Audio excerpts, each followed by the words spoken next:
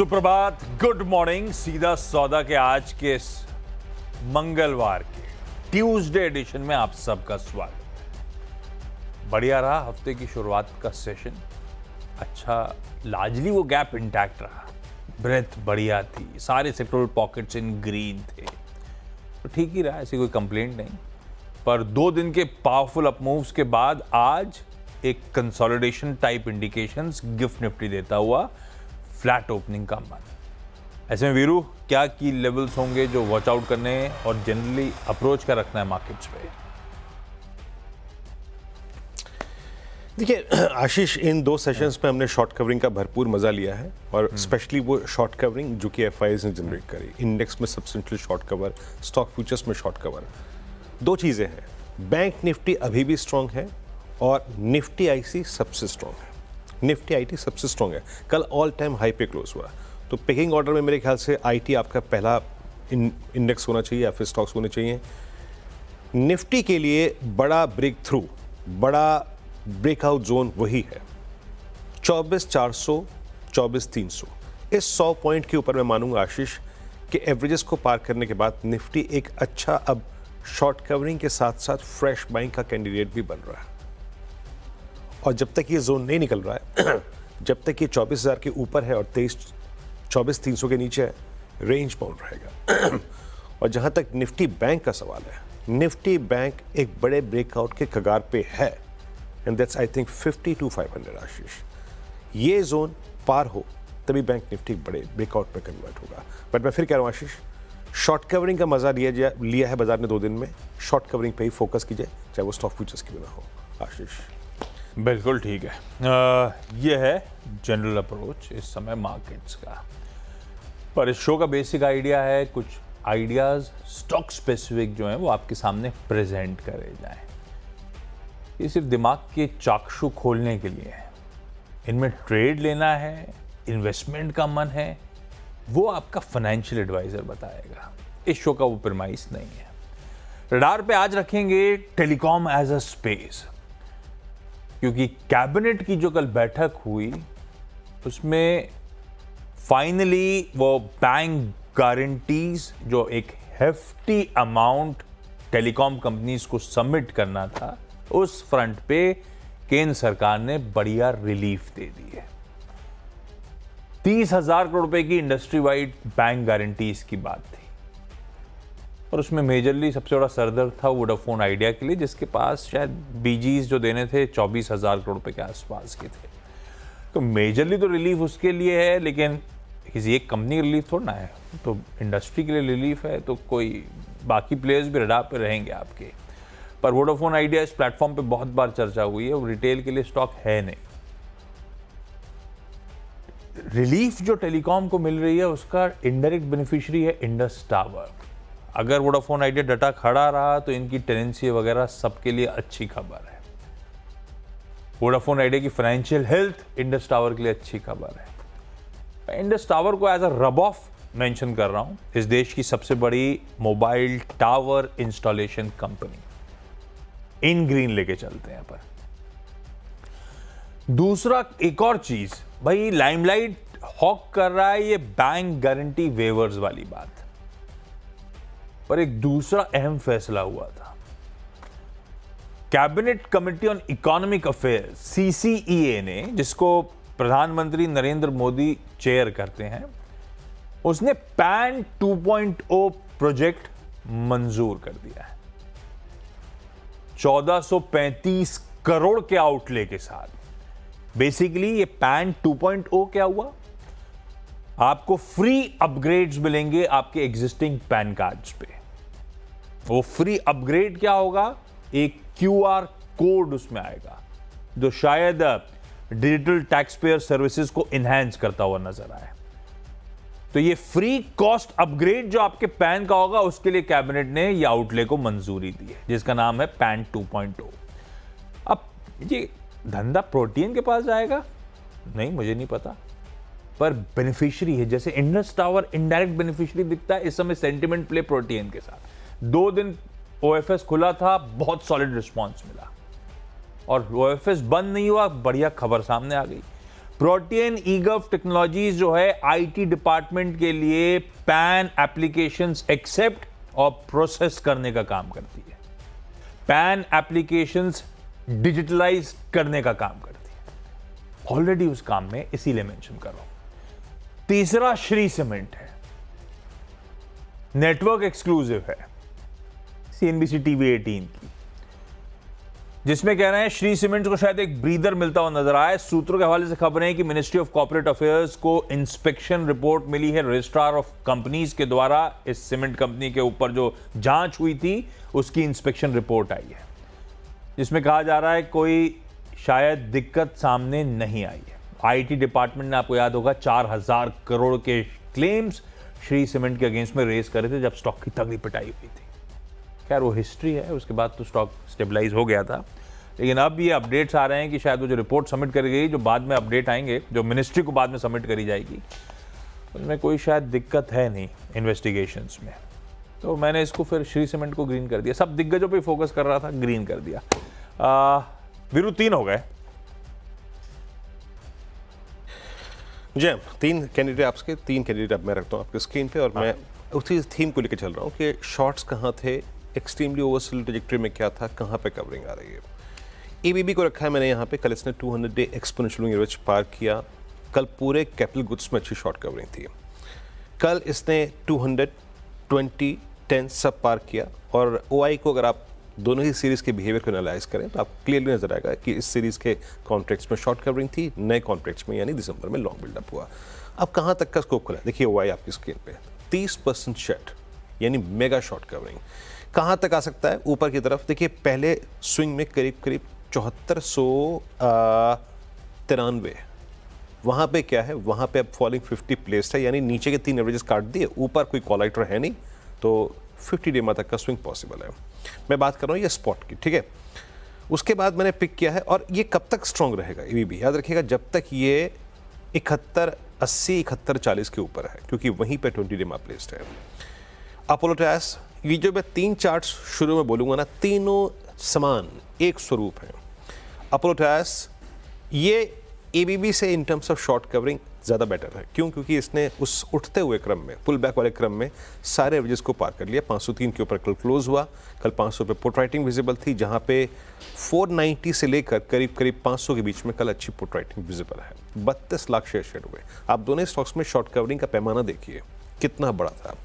कहाँ तक का स्विंग पॉसिबल है, देखिए नेक्स्ट सप्लाई जोन परसिस्ट करता है करीब 519, 520 पे, तो वहाँ तक का स्विंग पॉसिबल है, बशर्ते ये एक लेवल होल्ड करे, और वो आता है करीब 487, 490। याद रखिएगा मेरे लेवल्स को। और चंबल ने परसों यानी शुक्रवार को अपने 200 डे एक्सपोनेंशियल से पुल बैक दिया। कल अच्छा पुल बैक था, 790 पे क्लोज हुआ, 80 पे माफ़ कीजिएगा। यहाँ पे हमें अब व्यू कंस्ट्रक्टिव पॉजिटिव तब रखना है जब ये स्टॉक अब करीब 484 की ट्रैजेक्टरी को पार कर जाए। 484 के ऊपर 15 रुपये का जोन खुल जाएगा 500 रुपये के लिए, नज़र रखिएगा। बट एक बात याद रखिएगा, 470 को होल्ड करना ज़रूरी है, जहाँ पे एक short term average 10 day aligned है। 3 स्टॉक्स आशीष मेरे हो गए, चंबल, अपोलो टायर्स और एबीबी। बिल्कुल ठीक। अगला है हिंदुस्तान यूनिलीवर। पता था इसी तरफ बढ़ने वाला है, पर कल बोर्ड मीट का आउटकम आया। भाई अलग अलग विकल्प की बात हुई थी पहले, अपने आइसक्रीम धंधे में कोई स्ट्रैटेजिक इन्वेस्टर लेकर आएंगे, बेच देंगे, या अलग से लिस्ट करा देंगे। आ गया भाई वैल्यू अनलॉकिंग का प्रपोजिशन सामने। ये अपने आइसक्रीम बिजनेस को डीमर्ज करेंगे, अलग से लिस्ट कराएंगे, वैल्यू अनलॉक करने की कोशिश करेंगे, और share holders, current share holders को बढ़िया उस धंधे का पार्ट मिलेगा।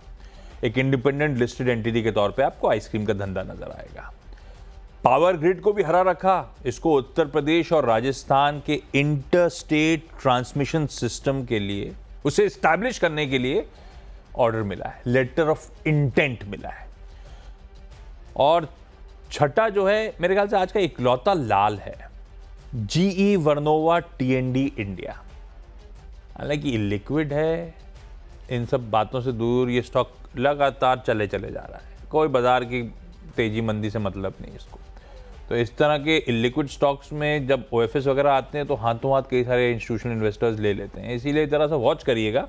पर क्योंकि आज ओएफएस का डे 1 है, मैं लाल लेके चलता हूँ।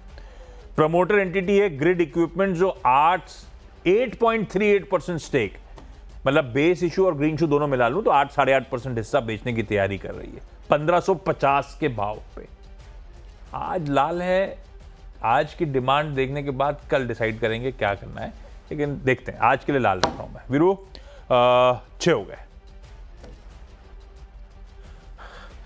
जी। अगले 3 में रखूंगा और उसमें से जो पहला स्टॉक है वो है दिवीज लैब, जिसको मैंने पिछले 3-4 दिन से अपनी टीम में रखा हुआ है। मुझे स्मूथ राइड मिल रही है और इसको इस टीम में मैंने अपने आकलन में पेश किया था करीब करीब आप समझ लीजिएगा 5900 के जोन से। कल 6145 से बंद हुआ। अब एक बड़ा ही अच्छा, जिसे खूबसूरत टेक्निकल्स में कहते हैं, एक फ्लैग पैटर्न विजिबल है और बड़े प्रोस्पेक्टिव से अगर आप देखूं, जिसमें मैं अगस्त 2021 की अगर प्राइसिंग को इंक्लूड कर लूं तो it's a typical cup and handle formation. 6150 के ऊपर नया ब्रेकआउट होगा और उसके बाद करीब करीब 6240 तक कोई नया रेजिस्टेंस नहीं है। 6240 क्या है अप्रॉक्सीमेटली, अगर आप देखें 6240 6280, ये इसका 17 अक्टूबर या फिर मिड अक्टूबर का स्विंग हाई है, नजर रखिएगा। स्ट्रेंथ कब तक परसिस्ट करेगी? 6040 6050 के ऊपर स्ट्रेंथ परसिस्ट करेगी। डिप भी मिल जाए तो बाय करना है और मतलब कंस्ट्रक्टिव व्यू रखना है, नॉट एग्जैक्टली बाय। सिर्फ मैं बात कर रहा हूँ कि पुट राइटर्स कहाँ पे विजिबल है। फेडरल बैंक कल फिर 3-4 दिन के रेस्ट के बाद एक स्ट्रॉन्ग मूव था। कल डे हाई पे क्लोज हुआ और यहाँ पे क्लियर कट रेंज ब्रेकआउट है और एक टिपिकल कप एंड हैंडल का ब्रेकआउट और 212.88 पे क्लोज हुआ। मेरे ख्याल से 219-220 as per the call writers scope खुला हुआ है। कल इसमें भी अच्छी शॉर्ट कवरिंग थी और इस पर रखिएगा नज़र। स्ट्रेंथ परसिस्ट करेगी 208-209 के ऊपर। और आखिरी स्टॉक इस सेगमेंट का लूँगा, दैट्स ग्रेनुअल्स। देखिए ग्रेनुअल्स अभी भी रेंज में है, रेंज अभी भी परसिस्ट कर रही है। पिछले 3 दिन में इसने 200 EMA को डिफेंड किया, बट क्या बात है कि रेंज में भी ये कल सारे एवरेजेस के ऊपर बंद हुआ। नेक्स्ट सप्लाई जोन इसका परसिस्ट करता है करीब करीब 613-615 की ट्रैजेक्टरी में। अच्छी शॉर्ट कवरिंग थी, नजर रखिएगा। स्ट्रेंथ परसिस्ट करेगी जब तक ये 565 के ऊपर बना हुआ है। खैर, आशीष ने अपने 6 तर्क दिए और याद रखिएगा मैं बाय शब्द मुंह से निकल गया, बट कोई भी बाय और सेल की रिकमेंडेशन नहीं है। सिर्फ मैं यहाँ पे तथ्यों को, आशीष सिर्फ तथ्यों को यहाँ पर रख रहे हैं। फैक्ट फिगर्स को चेक कीजिएगा। ट्रेड या फिर कोई भी रखना है तो अपने सलाहकार की राय रखिए। एक ब्रेक और ब्रेक के बाद लौटते हैं तो 4 स्टॉक्स और स्क्रीन पर रखेंगे।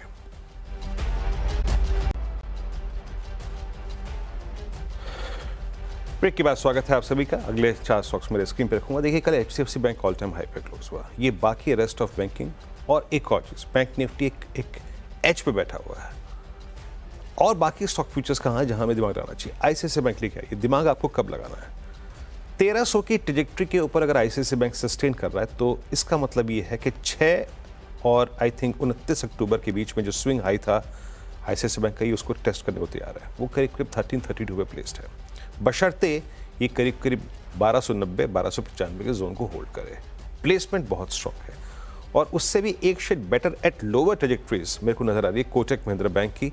कोटक महिंद्रा बैंक ने पिछले 3 सेशन में, पहले 2 सेशंस में 1020 को काटा और कल के सेशन में एक सिंगल कैंडल में 3 मीडियम और लॉन्गर टर्म एवरेजेस को काटा, बाइसेक्ट किया। 100, 50 और 200 शॉर्ट कवरिंग का पैमाना देखिए, करीब करीब 30% वाई शेड है।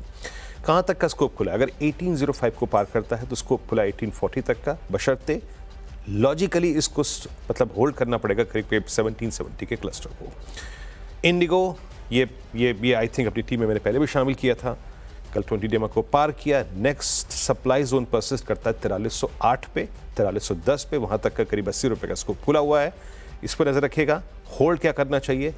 करीब करीब 4160, 4160, 4180 इसको होल्ड करना चाहिए। और लास्ट मिड कैप IT में परसिस्टेंट कल ऑल टाइम हाई पे क्लोज हुआ। स्ट्रॉन्ग ओ एडिशन इन दिसंबर, अच्छे रोलोवर्स, मेरे ख्याल से 6050 की ट्रेजेक्टरी इसके स्टॉक के लिए खुली हुई है। आशीष, मेरे 10 पूरे हुए।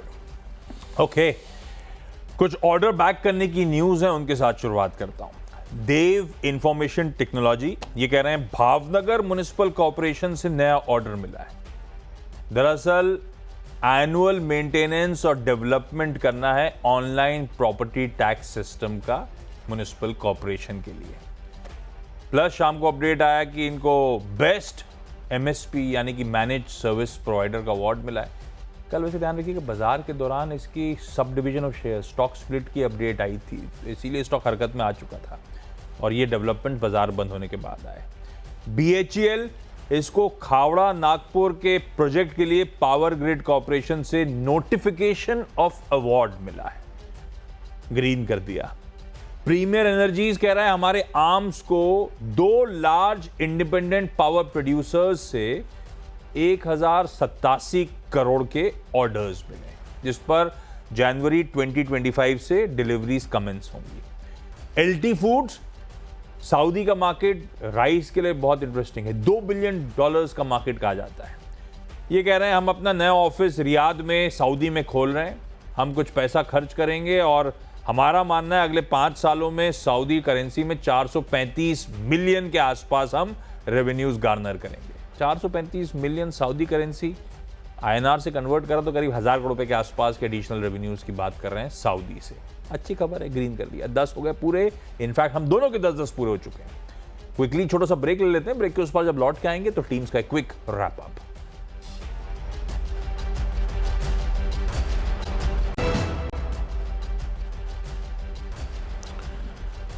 स्वागत है आप सभी का एक बार फिर से सीधा सौदा में। और जो हमने टीम सेलेक्ट की है आज के लिए आशीष और मेरी, उसका एक बार फिर से आपकी स्क्रीन पर एक बार इंडेक्सिंग कर देते हैं, क्या क्या पिक क्या क्या नहीं।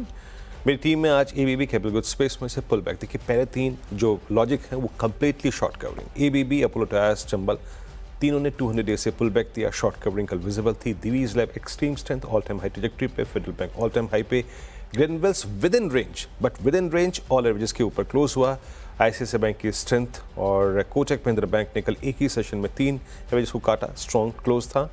इंटरग्लो एविएशन पुल बैक ट्रेड और परसिस्टेंट सिस्टम अगेन स्ट्रेंथ। कल Nifty IT all time high पे क्लोज हुआ। ये mid cap IT stock all time high पे क्लोज हुआ और दिसंबर में अच्छा बिल्डअप। आशीष ओके, मेरी 10 की सीधा सौदा की टीम भी आप लोगों की स्क्रीन पर आएगी। अलग अलग रीजन से स्टॉक्स मेंशन्ड। कल की कैबिनेट मीट के आउटकम पर इंडस टावर्स और प्रोटियन नेटवर्क की इंटरेस्टिंग एक्सक्लूसिव के बाद Shri cements, HUL demerger approval तो पावर ग्रिड को ऑर्डर मिला। GE वर्नोवा का आज OFS खुलेगा डे 1, इसीलिए लाल रखा। ऑर्डर बैक करने की खबरें देव इंफॉर्मेशन और BHEL के साथ भी। इवन प्रीमियर एनर्जीज को ऑर्डर मिला। LT फूड्स सऊदी के बड़े लुक्रेटिव राइस मार्केट में पैर जमाने की कोशिश कर रहा है, इसीलिए ग्रीन कर दिया।